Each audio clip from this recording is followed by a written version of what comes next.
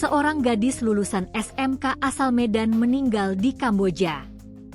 Ternyata kepergian gadis tersebut dari Medan, Sumatera Utara tanpa mendapat restu dari ibunya, Laniari Hasibuan, 53. Sebab gadis bernama Naswa Alia, 19, diam-diam pergi ke Kamboja setelah tahu ibunya melarang.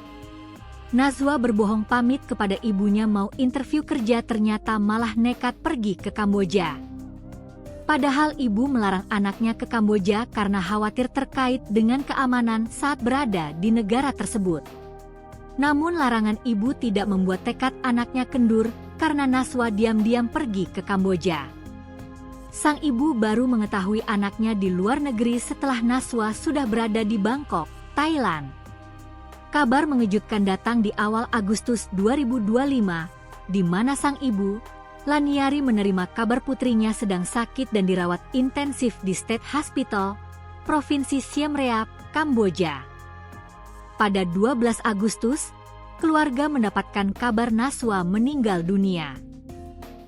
Sang ibu sempat pingsan mendengar anaknya yang meninggal sebab mulanya berpamitan untuk interview kerja. Kini keluarga kesulitan membawa pulang jenazah Naswa ke kampung halaman karena keterbatasan biaya.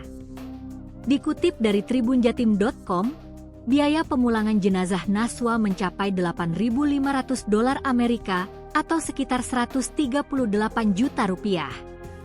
Diketahui Naswa merupakan warga Jalan Bejo, Gang Sejahtera, Dusun 16, Kecamatan Percut Setuan, Kabupaten Deli Serdang, Sumatera Utara. Ia tewas setelah menjalani perawatan di sebuah rumah sakit di Kamboja. Sejak lama, lulusan SMK Telkom 2 Medan itu memiliki keinginan untuk bekerja di luar negeri. Salah satu negara yang ingin dikunjunginya adalah Kamboja. Namun, sang ibu, Laniari Hasibuan, 53, menolak permintaan tersebut karena menilai Kamboja berbahaya. Awalnya anak saya minta izin untuk ikut study tour, tapi saya tolak. Lalu, ia minta izin untuk interview di salah satu bank, dan itu saya izinkan, ujar Laniari saat ditemui di rumahnya, Jumat, 15 Agustus 2025.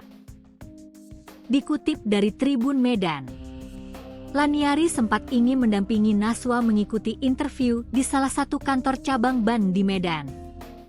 Pada 28 Mei sekitar pukul 5 WIB, Naswa sudah berangkat dari rumah. Saya sempat bangun, tapi karena lelah dan mengantuk, saya tidak terlalu memperhatikan, tuturnya. Keesokan harinya, Laniari menerima pesan WhatsApp dari Naswa yang mengatakan telah meninggalkan kunci rumah di jendela. Saat dihubungi, Naswa hanya meminta komunikasi lewat SMS. Beberapa hari kemudian, kabar mengejutkan datang. Naswa ternyata sudah berada di Bangkok, Thailand. Saya sempat pingsan saat mendengar itu. Waktu saya tanya dengan siapa ke Bangkok, Naswa bilang bersama teman PKL-nya. Tapi setelah saya desak, ia mengaku pergi sendiri, ungkap Laniari.